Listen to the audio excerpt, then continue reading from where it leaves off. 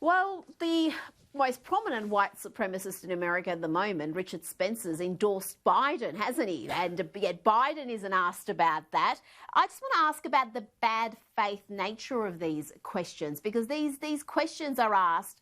It's almost like asking, do you still beat your wife? You don't. Why are they asking him to disavow white supremacists? Has he ever endorsed them in the past? How would you recommend that the Trump campaign handles that going forward? Because it's going to come up again in the next 4 weeks. Shamika? So I think the Trump campaign just needs to do what it's been doing, but actually ramp it up a little bit, because, you know, a lot of times they ignore some of these comments of racism, and they need to start hitting back. We talked about that today at the Walkaway Unsilent March, just how the right has generally been kind of quiet and don't like to really fight. But we've seen the problems that the radical left has caused. It is time for us to become unsilent and to start speaking out and to start being just as loud as the left, because the lies that they are telling, you know, is really starting to take a hold. And the only way for us to fight is to get louder. Benji, what's the kind of been the reaction on the ground to the news of Trump having the coronavirus? Has that been a big thing? Has it not fazed people? What's been the reaction just among everyday people that you've bumped into?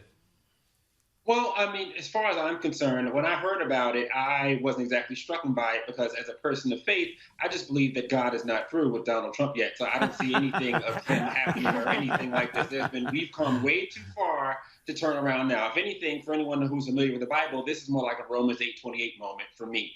But I mean, as far as reaction is what we thought it is. The left is disgusting and gross, and, you know, and the right is out there with our flags, and we're supporting the Americans, supporting our president. But of course, the left are wishing death on him because they're imagine wishing death on a president so bad because your Democrat nominee sucks. I mean, that's how bad Joe Biden sucks. And the only way that he possibly could ever win is if Donald Trump was dead. And even if Donald Trump died, Joe Biden still wouldn't win. So, I mean, this is how bad it's gotten. This is how bad the media is, and I'm really not shocked. But they're reacting the way I thought they would. I mean, there are some dignitaries who have come out and said, you know, nice things, and of course they're being pushed and prodded to do and trying to do the nice thing. But we know they hate Donald Trump. So, I mean, no one's really surprised. But is he going to get through this? Absolutely. He's doing absolutely well and great. And we know he's going to be out in 2 weeks kicking butt back on the campaign trail again. I was just in the room with Donald Trump maybe about a week ago, and I don't have COVID, and I'm fine. So I'm sure there are other people out there that are fine as well. President Trump's going to get through this. This is no big deal for him. He's fine. He's been through way harder things than this little COVID right now. James. So I loved your line there, that because your candidate sucks. Is the sense that Joe Biden there for people in America, you know, you're our eyes on the ground down there, over there. Are people just feeling like a vote for Joe Biden is not a vote for Joe Biden, but rather just simply a vote against Trump, i.e. they don't have anything positive to offer the Democrats?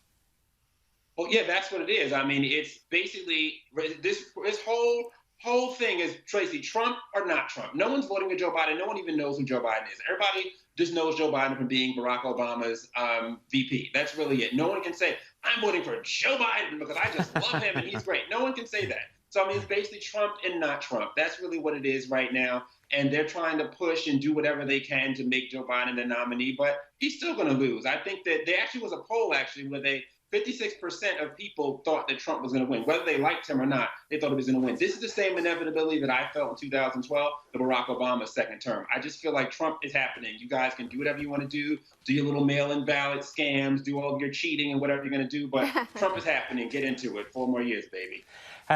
Rita. Well, you're confident, Benji, but the polls aren't looking well. I know they weren't great in 2016, but some of the polls are even worse than 2016. And I'm wondering, is that shaking your faith at all? Are you just discounting all the polling? They can't all be wrong, can they? I'll get Shamika to answer that. Shamika? Well, you know, the polling in 2016 said that Hillary was going to win. And I actually went to bed that night thinking that I was going to wake up and Hillary was going to be the first American president. And obviously, she still has not been willing to concede. So I'm not really worried about the polls. Yes. I'm here in D.C. now. I'm supposed to be at the hospital for the prayer vigil right now. And I'm just seeing a lot of support for President Trump. And I'm just waiting for him to pull through this so that we can actually show the American people that the Democrats, being the egotistical maniacs that they are, allowed people to die because they just didn't want to say that there was a cure, and they used coronavirus for political gain. Shemeka and Benji, we've got up on the screen some shots from outside the hospital, and there's Joy Villa, who has been there. She is now. She's been on Outsiders a couple of times before. She's talking loudly into the megaphone there. Benji, she's singing. And singing, I hope. Benji and Shemeka, I've got some exciting news for you. James and Rita are going to be over in the States, and I'm hoping desperately that you can take them to some decent restaurants. And put it all on James's expense account. They'll be over there to cover the election. So I hope you all meet up, and we'll see you later. Thanks, Shemeka and Benji, so much for coming on Outsiders again. We'll catch up soon. Thank you.